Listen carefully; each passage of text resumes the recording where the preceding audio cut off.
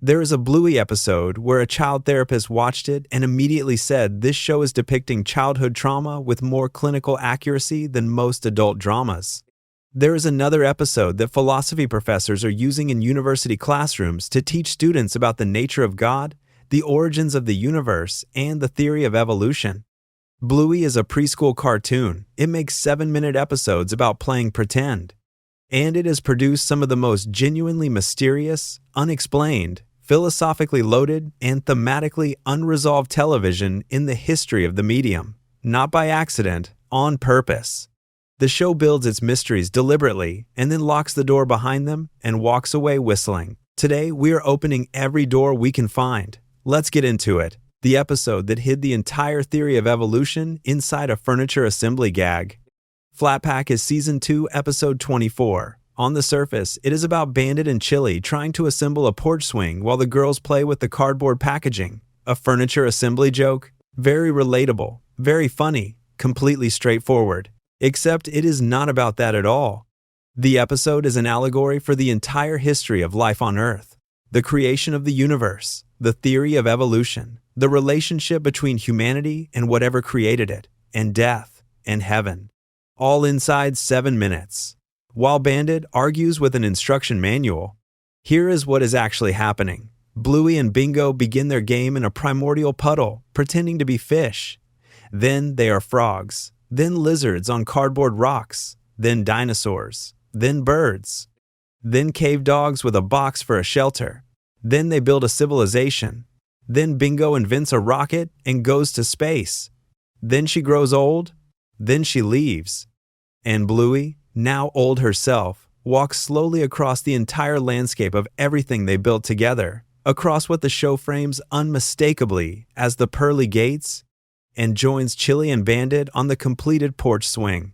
And Bandit, looking at everything around him, says one word: heaven. That is the last word of the episode, heaven, spoken by a cartoon dog who spent the whole episode fighting with an IKEA instruction manual.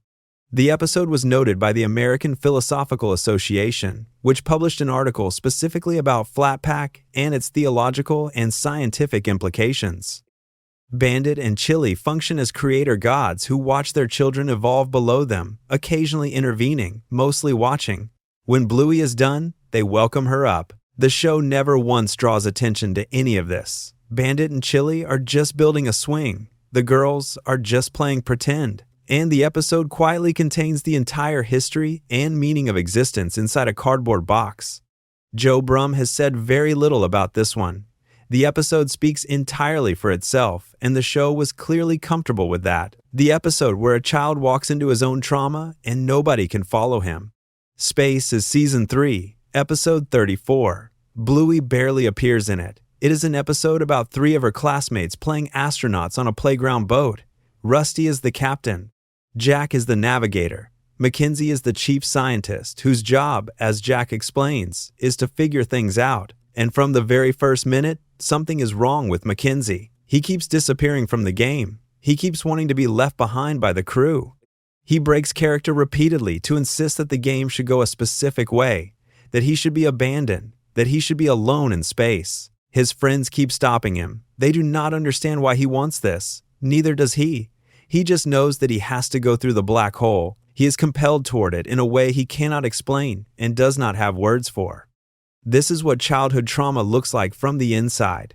The show is depicting it with a precision that a child psychologist at the University of California later confirmed was clinically accurate. Mackenzie is not choosing to derail the game. He is being pulled towards something he cannot name. The black hole in the playground is a sewer tunnel. And on the other side of the tunnel, the show does something extraordinary. Mackenzie finds himself in a memory. He is a puppy at an indoor playground. He goes down a slide. He comes out the other end, and his mother is not there. She is, in fact, there, right on the other side of the play structure. She waves at him. He just got turned around. The separation was momentary. No real danger. No real abandonment. But the feeling of it, the specific terror of coming out the other side of something and not being able to find the person you need, lodged itself inside him, and years later, it is still pulling him towards sewer tunnels.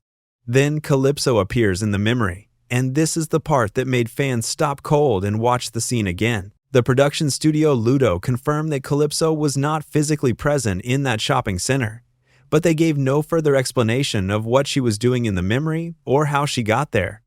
Joe Brumm said on the Gotta Be Done podcast that the episode was inspired by his research into play therapy and that he wanted Calypso to be the person who helps Mackenzie unhook from the loop. He said nothing about how Calypso accessed a memory from before she knew the child. The show filed that detail under things it would not be explaining and moved on. Fans have been stuck on it ever since. The man on the beach who stared into nothing and never told us why.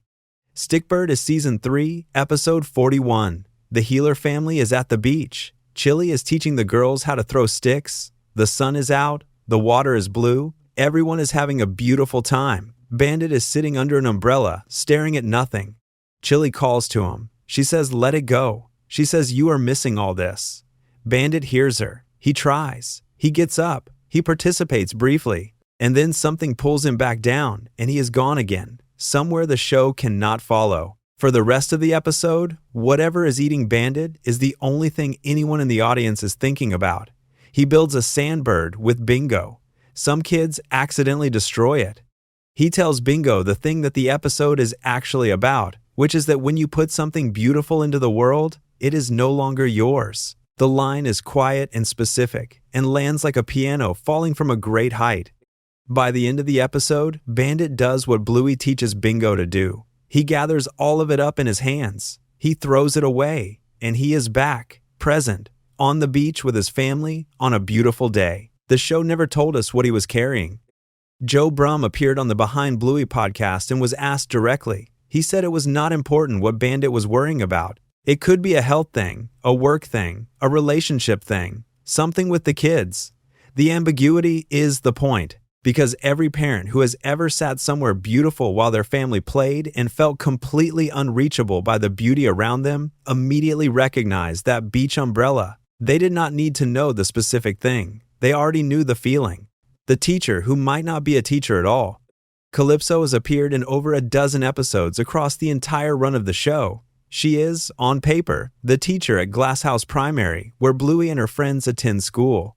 She wanders the room during playtime, nudging children gently in the directions they need to go, arriving exactly where she is needed at exactly the right moment, and never once raising her voice or appearing surprised by anything she finds.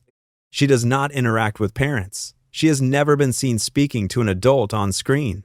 She exists entirely in the world of the children.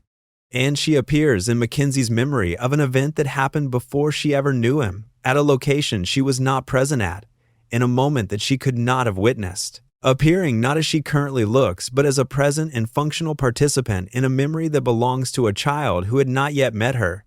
The fan theory that Calypso is not a regular dog has more evidence behind it than most theories about this show. In her debut episode, the one that shares her name, she spends the entire episode walking through the room, nudging each group of children into exactly the configuration that the other groups need. She does this without any apparent information about what anyone else is doing. She simply knows. She orchestrates the whole day like a conductor who can hear the entire orchestra simultaneously before they have played a single note.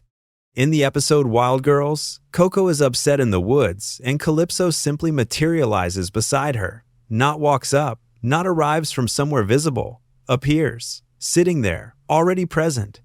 Fatherly Magazine published a full article on this theory, presenting the evidence and arriving at the conclusion that whether or not the show intends Calypso to be supernatural, something about the character consistently operates outside the normal logic of the show's world. The show's production studio was asked directly by Kidspot magazine about the space memory scene. Their response was that each episode is written in a way that allows the audience to make up their own mind, which is the most politely unnerving way of saying, "We are not going to answer that." Calypso knows things she should not know. She is where she needs to be before she could know she needs to be there. And the show has never once acknowledged that any of this is unusual.